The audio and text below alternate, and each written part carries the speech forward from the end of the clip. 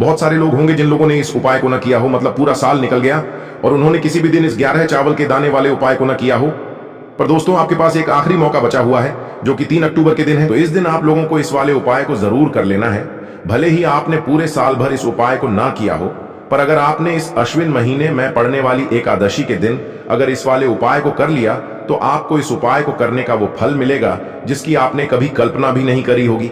इसीलिए आप लोग इस वाले उपाय को एक बार जरूर कर लेना ताकि आप लोगों के हाथ से यह मौका ना जा सके और आपको इस उपाय को करने का फल मिल सके।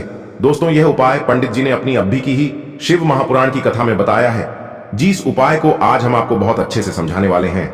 इस वीडियो को देखने के बाद इस उपाय को समझने के लिए आपको कोई और वीडियो को देखने की जरूरत नहीं पड़ेगी। तो चलिए दोस्तों, उपाय को शुरू करते हैं।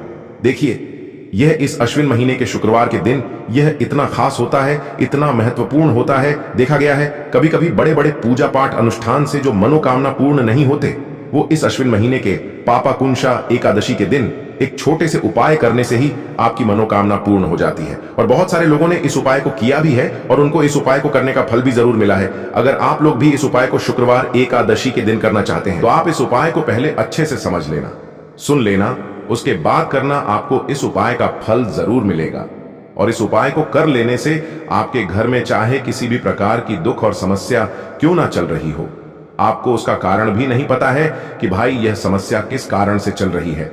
उसका कुछ भी कारण हो सकता है, जैसे पितृ दोष हो सकता है या किसी भी तरह का मंगल दोष भी हो सकता है। तो इस दिन आप लोगों को यह वाला उपाय कर लेना है।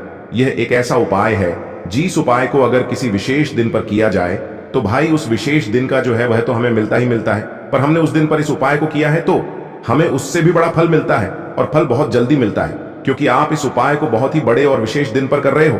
तो चलिए अब उपाय के बारे में बात करते हैं, लेकिन उससे पहले आप लोगों को यह जानना आवश्यक है कि आखिर ये उपाय किस समय करना है, किसको करना है और कैसे करना है। तो चलिए हम आगे आपको वीडियो में एक एक करके बता देते हैं, लेकिन उससे पहले अगर आप लोग हमारे चैनल पर नए हैं तो हमारे चैनल को सब्सक्राइब कर लेना और इस वीडियो को लाइक करके कमेंट बॉक्स में श्री शिवाय नमस्तुभ्यम ओम नमः शिवाय जरूर टाइप कर देना। और अपने फायदे के लिए, गरीबी दूर करने के लिए इस वीडियो को पूरा देखकर जाना, तभी आपको लाभ की प्राप्ति होगी। यदि आज आपने वीडियो को बीच बीच में से देखा, काट काट कर देखा, तो आपको जीवन में कभी सफलता हासिल भी नहीं होगी। तो दोस्तों, इस 11 चावल के दाने वाले उपाय को हमें इस शुक्रवार के दिन कैसे करना है, किसको करना है, किस समय करना है और कहां पर करना है, ये सारे सवालों के जवाब आपको इस वीडियो में मिल जाएंगे। और जो ये वीडियो देखेगा भाई, उसको 11 चावल के दाने वाला उपाय जरूर करना चाहिए, क्योंकि इस दिन एक चावल दाने का भी बहुत ही बड़ा और विशेष महत्व होता है। और जब बात आ जाए 11 चावल के दाने की, तो ये सोने पे सुहागा वाली बात हो जाती है और ये एक बहुत ही बड़ा उपाय हो जाता है इस पापाकुंशा एकादशी तिथि का। तो अब दोस्तों, इस 11 चावल के दाने वाले उपाय को आखिर करना किसको है, सबसे पहले हम लोग वो बात जान लेते हैं। तो देखो, घर की जो बड़ी माताएं बहनें होती हैं, उन माताओं बहनों में से कोई भी एक बड़ी माता बहन इस वाले उपाय को कर सकती है। और दोस्तों, अगर आप चाहें तो अपने घर में से सभी सदस्यों को भी इस उपाय को करवा सकते हैं। अगर किसी व्यक्ति की खुद की कोई मनोकामना है, खुद की कोई दुख और परेशानी है जो कि वह अपने लिए ही करना चाहता है इस वाले उपाय को, तो वह खुद अपने लिए भी कर सकता है। बाकी अगर कोई घर में से ऐसा है जो कि अपने पूरे घर परिवार की सुख और शांति के लिए ये वाला उपाय करना चाहता है, तो भाई वह भी कर सकता है, उसमें भी कोई दिक्कत वाली बात नहीं है। कहने का मतलब यह है कि इस उपाय को हर एक सदस्य भी कर सकता है और पूरे घर परिवार के सदस्य के लिए घर की बड़ी माताओं बहनों में से कोई एक माता बहन भी कर सकती है। माताएं बहनें अगर घर में उपस्थित न हो या वो यह वाला उपाय न कर पा रही हो, तो फिर घर का कोई बड़ा सदस्य भी इस 11 चावल के दाने वाले उपाय को कर सकता है, चाहे फिर वह पुरुष ही क्यों ना हो, उसमें कोई भी दिक्कत वाली बात नहीं है। अब दोस्तों, इस 11 चावल के दाने वाले उपाय को हमें करना कहां पर है, हमें इसे शिव जी के मंदिर में जाकर करना है। बहुत सारे लोग प्रश्न करते हैं हर एक उपाय को करते समय, क्या हम इस उपाय को घर पर कर सकते हैं? तो इस वाले उपाय को आप घर पर नहीं कर सकते हो। इस वाले उपाय को करने के लिए आपको शिव जी के मंदिर ही जाना पड़ेगा। उसके बाद में दोस्तों जो अगला प्रश्न निकल कर आता है वो यह आता है इस उपाय को लेकर कि आखिर इस उपाय को हमें किस समय करना है, सुबह के समय करना है कि शाम के समय करना है। तो देखो, इस वाले उपाय को आप लोग सुबह के समय भी कर सकते हो और शाम के समय प्रदोष काल में भी कर सकते हो। अब अगर आप पूछो कि भाई सबसे उत्तम समय कौन सा रहेगा इस 11 चावल के दाने वाले उपाय को करने का, तो हम आपसे बस यही कहेंगे कि इस उपाय को आप सुबह के समय करेंगे तो ज्यादा बेहतर होगा। बाकी अगर प्रदोष काल शाम के समय भी करेंगे तो भी अच्छा होगा, उसमें कोई भी दिक्कत वाली बात नहीं है। तो अब दोस्तों जो अगली सबसे बड़ी और महत्वपूर्ण बात आती है वो यह आती है कि सुबह अगर हम उपाय को करेंगे तो हमें कितने बजे से लेकर कितने बजे तक के बीच में करना है, और शाम के समय प्रदोष काल में करेंगे तो हमें कितने बजे से लेकर कितने बजे के बीच में करना है। तो देखो, सुबह जितनी जल्दी हो सके आप उपाय को करने की कोशिश करना। बाकी अगर किसी कारणवश लेट भी हो जाओ, थोड़ी देर भी हो जाए, तो 10 या 11 बजे तक भी आप उपाय कर लेना, पर 12 बजे से ज्यादा देरी ना हो, ठीक है?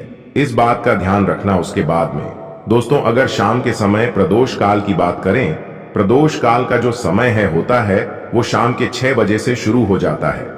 मतलब शाम के 6 बजे से लेकर 7 बजे के बीच का जो समय होता है ये समय प्रदोष काल का समय होता है।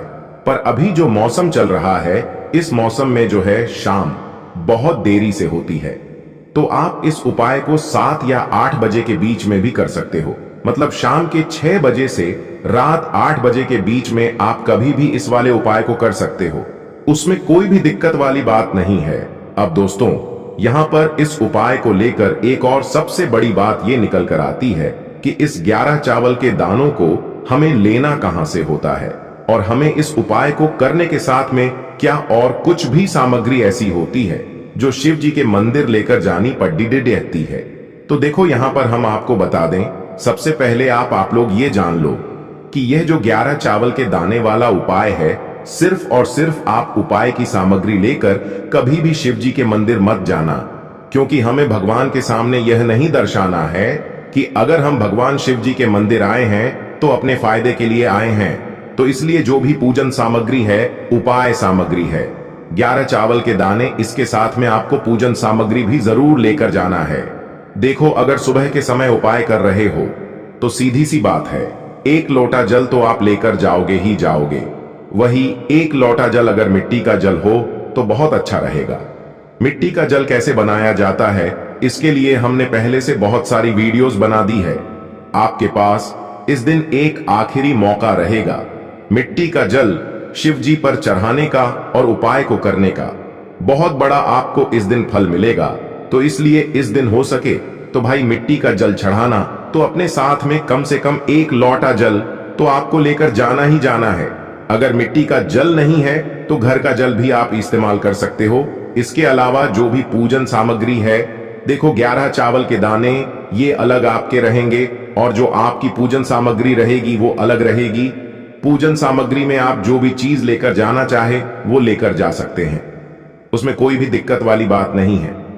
वहीं अगर हम बात करें शाम के समय की, तो शाम के समय शिव जी पर जल नहीं चढ़ता है, इसीलिए शाम के समय आप लोग एक दीपक तैयार कर लें जो कि गोल बत्ती का आटे का शुद्ध देसी गाय का घी का होगा, है ना?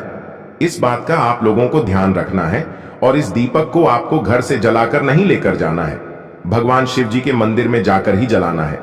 इस बात का भी आप लोगों को ध्यान रखना है। अब दोस्तों यहां पर हमें इस बात को समझना है कि यह 11 चावल के दाने हमें लेना कहां से है। क्या हमें दुकान से लेकर आना है, या हमें अपने घर से लेना है, या कहां से लेकर आना है, और कौन से चावल लेना है, क्योंकि चावल भी बहुत प्रकार के होते हैं।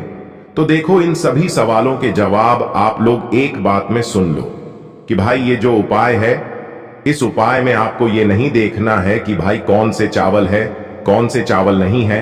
बस जो भी चावल ले रहे हो वो चावल का दाना सबूत होना चाहिए, मतलब साबुत होना चाहिए, टूटा हुआ नहीं होना चाहिए, कटा पिटा नहीं होना चाहिए। ये बात आपको ध्यान रखना है। बाकी आपका चावल बासमती हो या सादा चावल हो या कोई सा भी चावल हो, उसमें कोई भी दिक्कत वाली बात नहीं है। तो सीधी सी बात है कि आपके घर के रसोई घर में जहां पर आप भोजन बनाते हो, वहां पर जो भी चावल आपके उपस्थित हो, उन चावलों में से अपनी 1 कटोरी भर लेना या 1 मुट्ठी चावल अलग से निकाल कर रख लेना, क्योंकि हम 11 चावल ही यहाँ पर इस उपाय में लेने वाले हैं, तो हमें यह चावल के दाने गिनकर निकालने पड़ेंगे। इस बात का आप लोगों को ध्यान रखना है। तो अपने उस चावल की कटोरी में से या चावल में से 11 ऐसे चावल के दाने आप लोग निकाल लो जो कि टूटे हुए ना हो, कटे पिटे ना हो, जिनमें कोई दाग ना लगा हुआ हो, है ना। अच्छे साबुत चावल के दाने 11 दाने आप लोग निकाल कर रख लो और इन्हें किसी भी एक कागज की पुड़िया में या किसी एक छोटी सी कटोरी में आप लोग रख लो, ताकि यह सुरक्षित रहे। आपके एक भी चावल का दाना इधर उधर ना हो और आपका उपाय भी पूरा अच्छे से हो जाए। तो भाई जैसे ही आपका उपाय की जो सामग्री है 11 चावल के दाने ये तैयार हो जाते हैं, उसके बाद मैं आपको जो भी अपनी पूजन सामग्री है सुबह के समय कर रहे हो तो 1 लोटा जल या पूजन सामग्री जो लेकर जाना चाहो उसकी भी तैयारी कर लेना। और शाम के समय जा रहे हो तो भाई अपना जो दीपक है उसे तैयार कर लेना, ठीक है। और उपाय को करते समय शुद्धता का विशेष रूप से ध्यान रखना, ठीक है। सुबह सुबह स्नान करने के बाद ही उपाय को करने की आप लोग तैयारी करना। उसके बाद अगर शाम के समय की बात करें तो शाम के समय आपको स्नान करने की जरूरत नहीं है, पर शुद्धता का ध्यान रखना है। आपको स्नान तो नहीं करेंगे, आप हाथ मुंह धोकर भी इस वाले उपाय को शाम के समय प्रदोष काल में कर सकते हैं। इसमें कोई दिक्कत वाली बात नहीं है। तो आप अपने उपाय की पूरी सामग्री तैयार करके आपके पास ही में जो आपका शिव मंदिर हो वहां पर पहुंच जाइए। सबसे पहले शिव मंदिर में जाकर आप लोगों को उपाय नहीं करना है, पहले भगवान के दर्शन करना है, भगवान से आशीर्वाद प्राप्त करना है, फिर शिव जी की शिवलिंग के पास में आना है। शिवलिंग के पास में आने के बाद आप जो पूजन सामग्री लेकर आए हुए हैं, जैसे कि सुबह गए हुए होंगे तो 1 लोटा जल और जो भी पूजन सामग्री लेकर आए हैं आप उनसे भगवान शिव जी की पूजन कीजिए। सबसे पहले तो 1 लोटा जल ही चढ़ेगा, उसके बाद में आपकी पूजन सामग्री चढ़ेगी। उसके बाद में अगर दोस्तों शाम के समय अगर आप इस उपाय को कर रहे हो तो अपने साथ में कम से कम एक जो दीपक है गोल बाती का जो आप अपने साथ में लेकर गए हो, उस दीपक को मंदिर में जाकर अपनी माचिस से जलाना है और उस दीपक को शिवलिंग के पास में रखना है, ठीक है। इस दीपक को रखने के बाद ही आप लोगों को अपना ये वाला उपाय शुरू करना है। और दीपक को ज्यादा पास में मत रखना, वैसे भी गर्मी पड़ रही है, भगवान शिव जी को आंच नहीं लगनी चाहिए, है ना। तो भाई जैसे ही आपकी पूजा अर्चना हो जाती है आप भगवान शिव जी को प्रसन्न कर लेते हैं। उसके बाद में शिवलिंग के पास ही में आप कहीं पर बैठ जाइए, सामने या आसपास जिस जगह पर आपको बैठना हो वहां पर बैठ जाइए और अपने वह 11 चावल के दाने अपने सामने निकाल कर रख लीजिए, क्योंकि अब यहाँ पर उपाय को यहाँ पर करने की आपको तैयारी करना है। और इस तरीके से जब आप उपाय करेंगे, पूजन सामग्री करने के बाद, पूजन अर्चना करने के बाद, तो आपको उपाय का फल बहुत जल्दी और बहुत बढ़ा होकर मिलेगा। तो अपने 11 चावल के दाने अपने सामने निकाल कर रख लेना। और यह जो उपाय है यह आपकी सीधे हाथ की हथेली से होगा, इसलिए इस बात का भी विशेष रूप से ध्यान रखना है। तो सीधे हाथ की हथेली का प्रयोग करके ही आप लोग अपना इस वाले उपाय को करना। अपने सामने जो भी आपकी कागज की पुड्डियां है उसको खोल कर रख लो, या कटोरी है तो भाई उसे अपने सामने रख लो और अपने वह 11 चावल के दाने निकाल लो, ठीक है। उसके बाद में दोस्तों अब आपको क्या करना है कि शिवलिंग आपके सामने होगी, तो आपने वह 11 चावल के दाने एक एक करके आपको शिव जी के शिवलिंग के ऊपर चढ़ाना है। कहां पर चढ़ाना है? शिवलिंग के ऊपर चढ़ाना है और कहीं पर भी नहीं चढ़ाना है। आपको अपने हथेली से तो शिवलिंग के ऊपर चढ़ना है, भले ही फिर वो अपने आप जलाधारी पर गिर जाए या मतलब वहीं पर गिर जाए, उसमें कोई दिक्कत वाली बात नहीं है, पर आप चढ़ाओ शिवलिंग के ऊपर ही। तो आपको क्या करना है, अपना पहला चावल का दाना उठाना है, श्री शिवाय नमस्तुभ्यम बोलना है और शिवलिंग पर चढ़ा देना है। इसी तरीके से दूसरा चावल का दाना उठा है, शिवलिंग पर चढ़ाना है और मंत्र बोल देना है। और फिर तीसरा चावल का दाना उठाना है, श्री शिवाय नमस्तुभ्यम बोलना है और चढ़ा देना है। इसी प्रकार से आपको पूरे 11 चावल के दाने एक एक करके शिव जी के शिवलिंग के ऊपर चढ़ाना है और भगवान से प्रार्थना करते जाना है। मतलब प्रार्थना तो आपको आखिरी में करना है, पर हर एक चावल के दाने को चढ़ाते समय श्री शिवाय नमस्तुभ्यम जरूर बोलना है। उसके बाद ही में यह चावल का दाना शिवलिंग के ऊपर आपको चढ़ाना है। जैसे ही आपके 11 चावल के दाने शिवलिंग के ऊपर चढ़ जाते हैं, तो भाई उसके बाद में आपको क्या करना है, भगवान से अपनी मनोकामना बोलना है। मनोकामना भी कब बोलना है? जब आपका 11 चावल का दाना आपके सीधे हाथ की हथेली में हो और आप उसे चढ़ाने के लिए जा रहे हो, श्री शिवाय नमस्तुभ्यम बोलकर उस आखिरी चावल के दाने को शिवलिंग के ऊपर चढ़ा देना और भगवान से फिर अपनी वह मनोकामना बोल देना, जिस मनोकामना के लिए आप लोग अपना यह वाला उपाय कर रहे हो, जिस भी दुख और परेशानी के लिए आप लोग अपना यह वाला उपाय कर रहे हो, उसके बाद में जैसे ही आप अपनी मनोकामना बोल देते हो, आपका यह वाला उपाय पूरा हो जाता है। पर दोस्तों, उपाय को करने के बाद आप लोगों को 2 मिनट भगवान शिव जी के मंत्र का जाप जरूर करना है और मंत्र का जाप करने के बाद भगवान से एक और बार प्रार्थना करना है अपनी मनोकामना के लिए या अपनी जो भी दुख और परेशानी है उसके लिए। इसके बाद में आप लोग भगवान को देखकर, भगवान से प्रार्थना करके, उनसे आशीर्वाद लेकर वहां से उठ सकते हैं और अपने घर पर जा सकते हैं। बस दोस्तों, यहां पर यह वाला उपाय पूरा हो जाता है। इस तरीके से जो भी व्यक्ति छोटी छोटी चीजों का ध्यान रखते हुए इस 11 चावल के दाने वाले उपाय को करेगा, निश्चित सी बात है उसे उसकी मनोकामना जल्द ही पूर्ण होगी और जो भी दुख और परेशानी है वो भी बहुत ही जल्दी दूर होंगे। और दोस्तों, अगर आपको हमारी ये वीडियो पसंद आई हो तो हमारे इस वीडियो को लाइक और चैनल को सब्सक्राइब जरूर करें। हर हर महादेव, ओम नमः शिवाय। आपको लेना है एक